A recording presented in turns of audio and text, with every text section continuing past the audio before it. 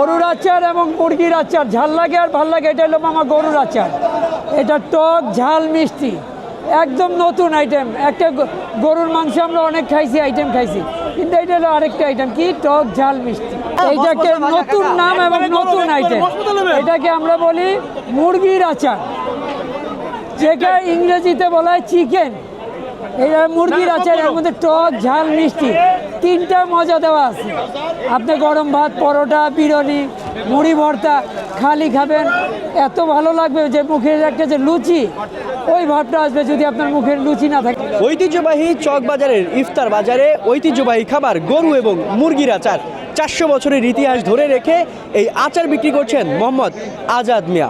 15টা মশলার আইটেম আছে, গরম মশলাতে শুরু করে দারচিনি, এলাচি, এগুলি সহ আরও 15টা টক দই নাই। আর এটা বিক্রি শুরু করছিল আমার বাবা, তারপরের থেকে আমি 28 বছর থেকে এখানে দোকানদারি করতেছি।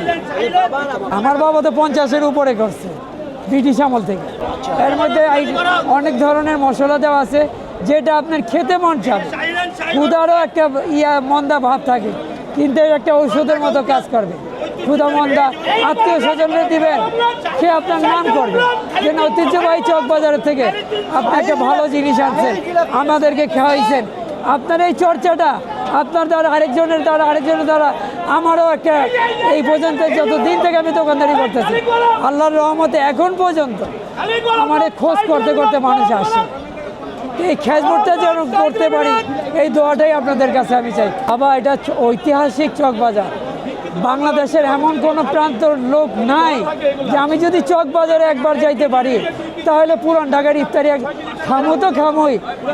ঐতিহ্যবাহী চকবাজারের যে আইটেমগুলো শুধু আমার বলতে না, আমার মুরগির আচার, গরুর আচার না, যে যদি এটা যে খেতে পারি, বাসার নিয়ে যেতে পারি, আলাদা একটা ভিতরে গর্ববোধ করে। আরো কম আছে বাংলাদেশের যে কোনো প্রান্ত থেকে চকবাজার ইফতারিতে আমি আসবই। এই যে দেখেন আমাদের চকবাজারের দেখা দেখি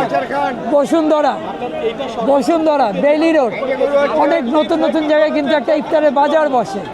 ঐতিহাসিক চকবাজারে কোনোদিন কেউ পিছনে ফেলাইতে পারবো না। তার কারণ হলো এটা ঢাকা, পুরনো ঢাকার 400 বছর একটা ঐতিহ্যের বাজার। এটা পুরনো ঢাকার এবং বাংলাদেশের রাজধানী যে ঢাকা, এটার ঐতিহ্য এটা, এখান থেকে সারা বাংলাদেশে সব কিছু ছড়াইছে। আমরা আমাদের ফ্যামিলিগত বংশগতভাবে এটা 80 বছরের উপরে চলতেছে।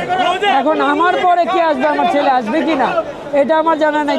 যতদিন আমি বাইচে আছি, এই যে রোজাদারের কিন্তু একটা খেজমত। এটা আপনি একটা জিনিস সারাদিন রোজা রেখা বাসায় জন্য নিয়ে গেলেন, আত্মীয় স্বজনে নিয়ে গেলেন, অফিসে নিয়ে গেলেন, জিনিসটা যদি ভালো হয় তাহলে সবার মনও বললো, আপনার নামও হলো যে ঐতিহ্যবাহী চকবাজারের থেকে একটা ভালো আইটেম আনছে।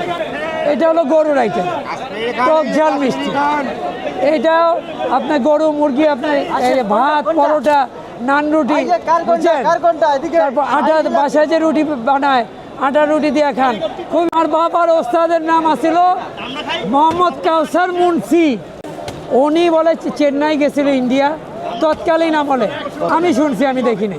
ওই ওস্তাদের থেকে শিখাইছে ওস্তাদে ঢাকাইয়া আদমি থা, ঢাকাইয়া আদমি, কমুক কথা আবার খারাপ হোনা যাইব। ঢাকাইয়া আদমি থা কইছে যে মিয়া এটা এইভাবে করো, ওই কাউসার ওস্তাদে। তো করার পর ওস্তাদের মতো বলে হয় নাই, ওস্তাদে দিয়েছিল খুব একটা ধমকি, এই বেটা কী কাজ করো। আমি ওইখানে বেটা খাই আইছি, এমন লাগছে, আর তুই বানাইলি, এই যে দেখায় দেই। তারপরের থেকে পারফেক্ট ওস্তাদের হওয়ার পর থেকে আমার বাবাই করছে, তার থেকে আমি আপনাকে দোয়াই এবং কাস্টমারের সাহায্যে উপরওয়ালার ইচ্ছা এই পর্যন্ত করে আইতেছি।